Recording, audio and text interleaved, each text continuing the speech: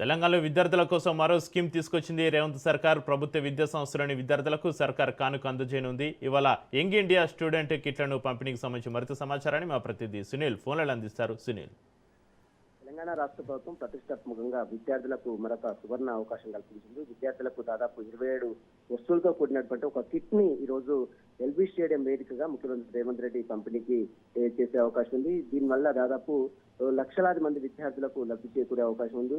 తెలంగాణ రాష్ట్ర ప్రభుత్వం విద్యాశాఖకు ఇటీవల ఎక్కువ రోజుల నుంచి కూడా ప్రాధాన్యత కల్పిస్తుంది.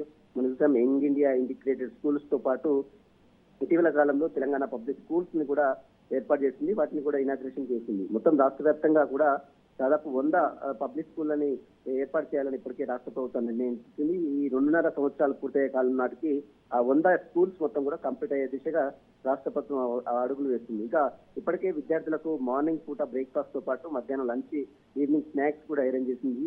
ఇందులో భాగంగా ఈ రోజు మరొక వినూత్న కార్యక్రమానికి శ్రీకారం చుట్టింది రాష్ట్ర ప్రభుత్వం. ముఖ్యంగా విద్యార్థులకు స్పోర్ట్స్ కిట్స్ తో పాటు అందులో ఉండేటువంటి మెరుగైనటువంటి సౌకర్యాలు, వసతులు ఉండే విధంగా ఆ కిట్స్ ని ఈ రోజు రాష్ట్ర ప్రభుత్వం లాంఛనంగా ప్రారంభించింది. మధ్యాహ్నం సాయంత్రం 4 గంటలకు ఎల్బీ స్టేడియం వేదికగా ఈ కార్యక్రమానికి ముఖ్యమంత్రి రేవంత్ రెడ్డి శ్రీకారం చుట్టే అవకాశం. ఎందుకంటే విద్యాశాఖ కూడా ముఖ్యమంత్రి రేవంత్ రెడ్డి దగ్గరే ఉంది కాబట్టి విద్యాశాఖకు ముఖ్యమంత్రి రేవంత్ రెడ్డి తీవ్ర ప్రాధాన్యత చేస్తున్నటువంటి పరిస్థితి మనం చూడొచ్చు.